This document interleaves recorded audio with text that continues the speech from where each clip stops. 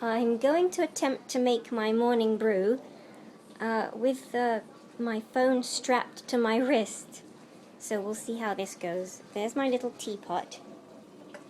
It's about, I don't know, it's 8, 10, 12 ounces perhaps.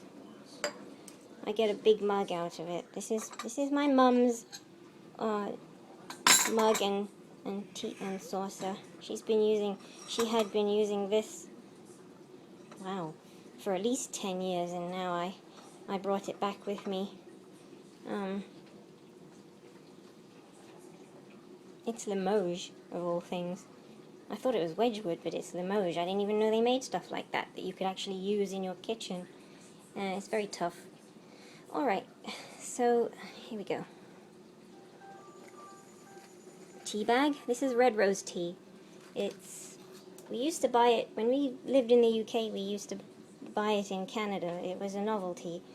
Ever since I can remember, they've had little collectible ceramic figurines inside each box. It's like the adult toy in an adult wanting a toy from a cereal box. Anyway, okay, so I used to use agave nectar until this past week I discovered the benefits of honey. It rounds out the sweetness that I'm looking for in my chai.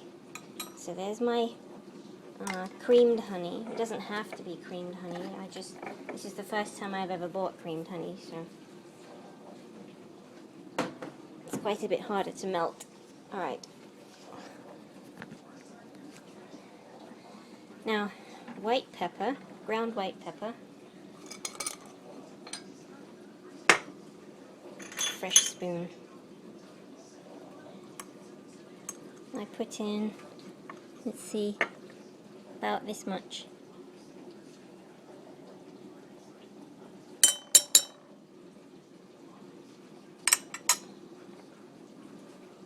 And then ground cloves.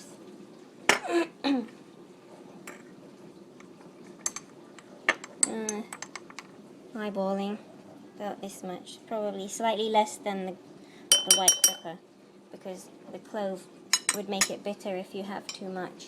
But clove is good. It's a natural antiseptic. And pepper, well, that's just good for you in many ways. And here's ginger, good for the stomach and circulation.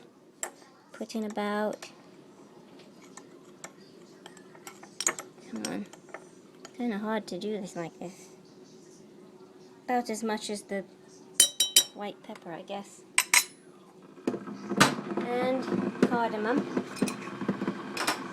Oh, that's that just boiling. It's gotten noisier, probably needs descaling. It's knocking a bit now. And cardamom. You can be a bit more generous with the cardamom because it adds the warm sweetness to the tea. So more than the pepper, I suppose. Again, every morning is probably different for me. I used to mix them all up in one bottle, but it was different every time.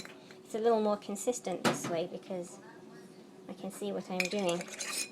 Alright, so the other thing is, I almost forgot, I bought raw cacao powder, not cocoa, cacao. But sometimes I do cheat and put cocoa in because it's just a nice touch. Been about half a heap. That's probably a little generous for today, but here we go. It comes in a bag. I just put it in an Old Spice bottle. It doesn't really taste of anything. Just makes the tea darker, but there are many health benefits to it. Oh, and final touch. Rosebuds. Roses are really good for you too. I sort of just put in a small handful, like I pinch with my fingers, not my palm. So it's probably quite a lot for today. Kind of difficult to look at the video screen and, so here we go. I fill it up quite far to get a full big cup of tea there.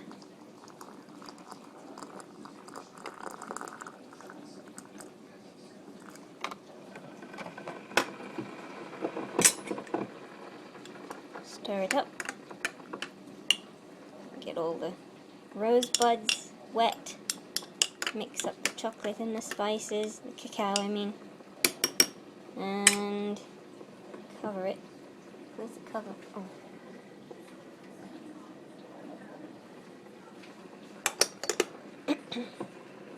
And then when that's brewed for quite a few minutes, sometimes I forget it, and it gets cold, but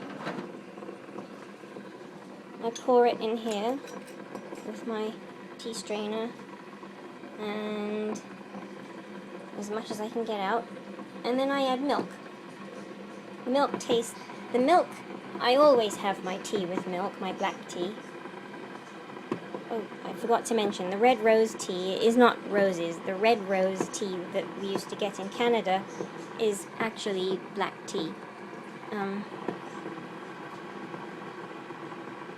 And I buy it in the grocery store here. There's like 100 of them in a box, and it's a good price, and they're good teas. Robust.